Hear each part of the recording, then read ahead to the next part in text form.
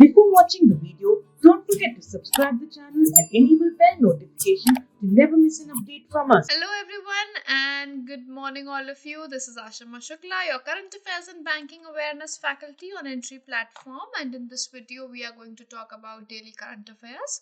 The discussion is going to involve all the major news events that are there and are important from your examination point of view. We'll be trying to cover as many news events as possible in less time as possible, and I'll be trying to explain you all the major events or pointers associated with it. So it's going to help you in your note making. For those who want to practice more questions on everyday basis, you can download our app. There you will be getting free quizzes on everyday basis.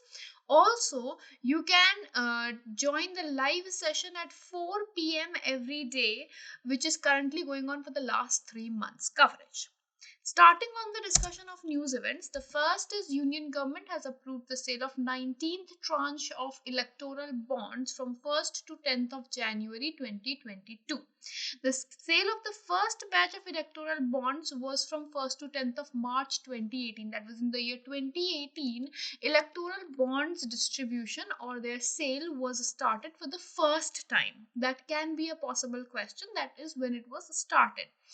Also, that 18th tranche was from is currently one. The last one before this one was in 1st to 10th of September 2021.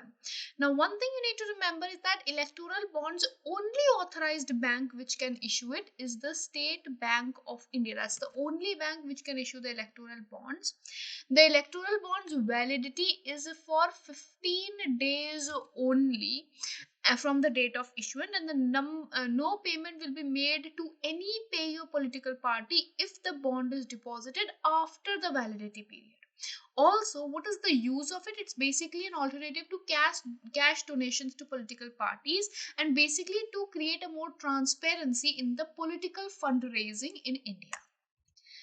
China has opened world's largest metro line in Shanghai with the 2 new metro lines, that is line 14 and phase 1 of line 18. This has become the largest metro line of the world, and it has now total number of fully automated metro lines in Shanghai to 5 now, and the operating length is 167 kilometers long, and therefore it is the world's first to have such a long track. Securities and Exchange Board of India, or SEBI, has restructured its Market Data Advisory Committee, which is headed by Sahu, which recommends policy measures in areas such as access to securities, market data, and privacy. Now, this committee's responsibilities are defining the segment-specific data parameters, data demands, gaps, and recommending data privacy and data access policies for the market data. So, it's in charge for suggesting the acceptable securities and market access data policies. India has lifted the 8th Under-19 Asia Cup title against Sri Lanka by the 9 wickets at Dubai International Cricket Stadium. So they can ask you where was the finals organized and who were the runners up in that. Right now, the 8th editions of Under-19 Cup, India has now won 8 times, which includes a shared trophy in the year 2012. So out of 8 editions, we have always won it. Union Minister of Education Dharmendra Pradhan ji launched NEET 3.0. NEET 3.0 is the National Educational Alliance for Technology, and what happens in this is to offer edtech solutions and courses to the students from single dedicated platform. So NEET 3.0 is a public-private partnership which is framed by Government of India and education technology companies with about 100 courses and e-resources which are going to be provided, with 58 global and Indian tech startups that have joined on the platform. Prime Minister Narendra Modi ji visited Manipur and Tripura to inaugurate various development projects. So in Manipur, it is a project of 4,800 crore rupees, and in Tripura, a new terminal building of Maharaja Bir Bikram Airport spread over 30,000 square kilometers was also inaugurated. Then Silchar and Imphal steel bridge has been launched. Now this Silchar and Imphal connecting steel bridge is built on which river? That is Barak River. right? That is important. Then a state-of-art cancer hospital in Imphal was also inaugurated.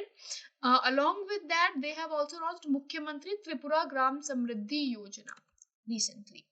NPCI Bharat Bill Pay Limited or NBBL has launched UPMS Unified Pay Presentment Management System. NBBL is a wholly owned subsidiary of National Payments Corporation of India or NPCI. So UPMS is going to aim to boost and enrich and simplify the bill payment procedures in India. State Bank of India, ICICI Bank and HDFC Bank. These three banks were retained in the domestically systemically important banks, DSIBs. Now we all know that DSIIs were announced recently in the insurance sector. Now in banking sector also announcement has been made by the Reserve Bank of India. Now DSIBs are classified in basically 5 buckets from 1 to 5, 5 being the most important and bucket 1 being the least important, the DSIBs. Now the 3 major banks, they're on the list since 2017. That is, these 3 are the strongest banks in India, as you can say. So this signifies their presence in DSIB signify that if they fail, it will impact the economy on a negative sense, or we can say they are too big to fail. Now ICICI Bank and HDFC Bank both are in the first bucket. In bucket 1 we have ICICI and HDFC, whereas SBI is in bucket 3. So in bucket 5 the most important, there is none, but as per the hierarchy we can see the most important is SBI. Vinod Khanna was appointed as CEO of Vistara Airlines recently. Sushmita Dev is the only woman inducted in the 31 members Parliamentary Standing Committee for examining the prohibition of Child Marriage Amendment Act 2021. For Child Marriage Amendment Bill, there is only one woman in the 31 member Parliamentary Standing Committee.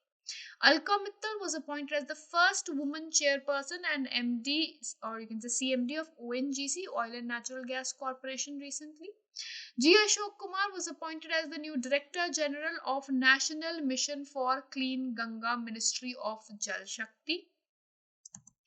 Russia successfully test-fired 10 new Tsirkon or Zircon hypersonic cruise missiles from frigate and other 2 missiles from a submarine. Zircon has a range of 1,000 kilometers and flies at 9 times the speed of sound. Ladakh recently celebrated Losar festival, the onset of New Year in the traditional schedule of Tibetan Buddhism. So this festival is specifically associated with Tibetan Buddhism and is celebrated every year in Ladakh as well. Apple Incorporation is world's first company to hit 3 trillion market capitalization. Telangana has topped in the list of highest number of open defecation-free villages on the Swachh Bharat Mission in Grameen Phase 2 program. Second rank was of Tamil Nadu, third rank was of Karnataka. Zishan A. Latif has won Ramnath Goenka Award in photojournalism category for his photo essay work recently. And with this, we'll be winding up this segment, and don't forget to like the video and share the video, and don't forget to subscribe to the channel for everyday updates. Have a great day ahead.